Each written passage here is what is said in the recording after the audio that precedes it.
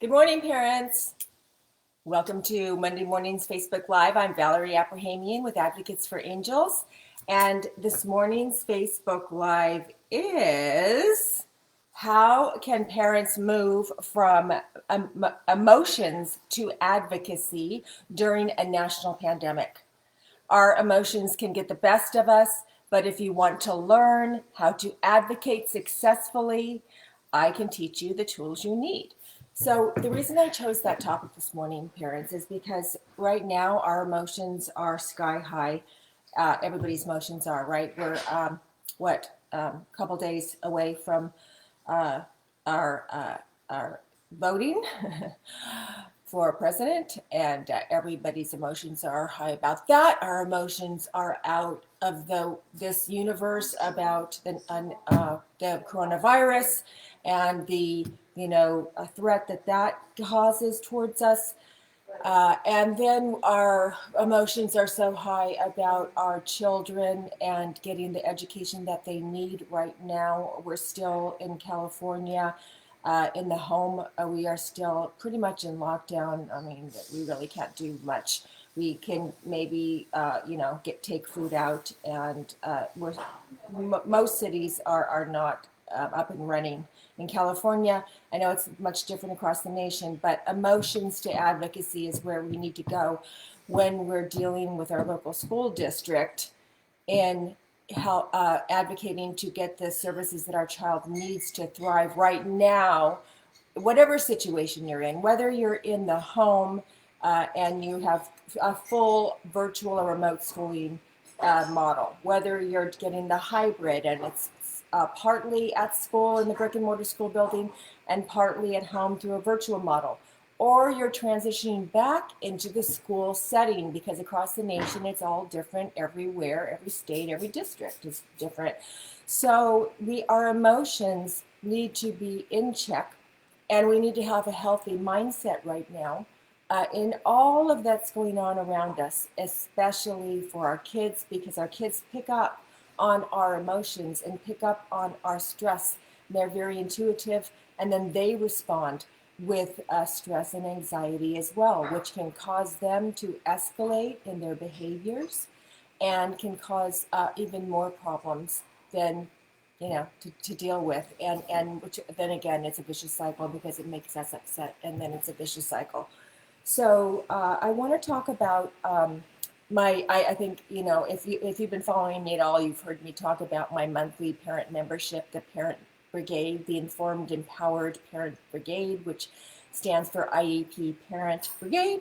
And that is a monthly membership. I want to talk about the success we're having in that monthly membership. So one of our moms, Angie, she was able to receive not only compensatory education from March, April, May, and June. So all the services that they did not provide for March, April, May, and June for occupational therapy and for speech and language, she got a compensatory education, which means the district is going to make up all of those hours that they missed during school closure. Now that is really huge, parents, because as you know, many parents have asked for that and they got the no, and they got more than one no. So I'm teaching parents how to get to the yes, which is one of my little, sayings that I say, is that no never means no. It's only a formality until you get to the yes. And so lots of my parents in my parent brigade are getting to the yes. Another one, Liz, she also got compensatory education all the way back March, April, May, and June for OT and speech services. And that's a lot of hours, you guys, when you add up everything that was missed for 3 months of school.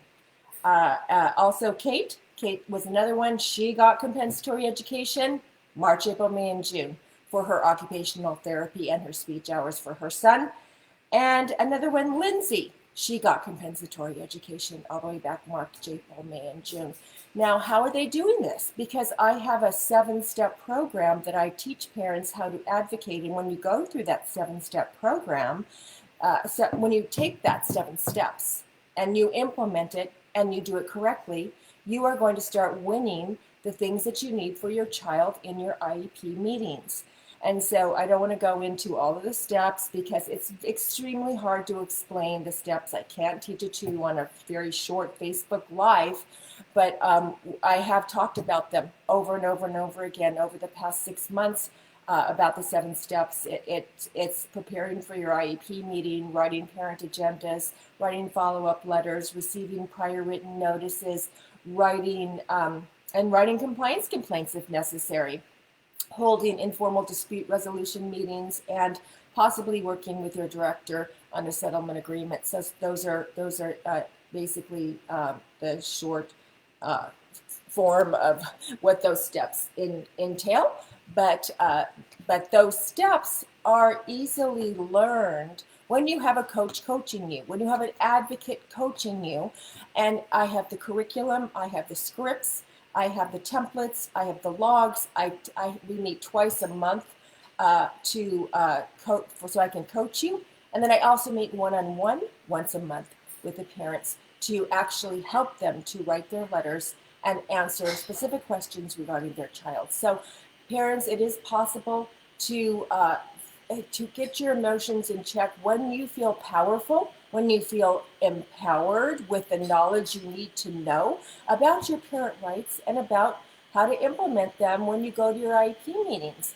Because parents, if you don't know, how to respond when they say no to you and when they deny you something, or when they tell you something that might not be really what your parent rights are, and they are giving you misinformation, or they're misleading you and misguiding you, then you're not going to get what you need for your child, because the IEP process is difficult to navigate. It doesn't. Parents don't learn it just because you have your child in special ed. Just by osmosis, all of a sudden you know special education law and you know what your parent rights are. You need to study it, you need to learn it, and you need to put the work in to become a powerful parent advocate. And that's why I've taken all of my knowledge over the past 23 years, attending more than 3,000 IEP meetings, down into these 7 steps that I coach and teach parents so they can be powerful, informed, and parent advocates for their child. Because some parents can't afford to hire an attorney or an advocate. And so that's why I'm doing this. So parents, I hope that you consider joining. As I said, we've had tons and tons of success. It's going to help with your emotions. It's going to help calm you down, because you're going to feel better when you start winning at your IEP meetings for your child, and you start gaining the services and the support they need to learn. And some of these things start getting ironed out with the problems that we're having with our child's education, whether it's virtual, whether it's hybrid, or whether it's in a transition back to school, which again is another transition for our kids, which is extremely difficult. They just got used to being home, right? Getting virtual schooling from home. And now a lot of districts are transitioning back into the school site. So again, our kids have difficulty transitioning.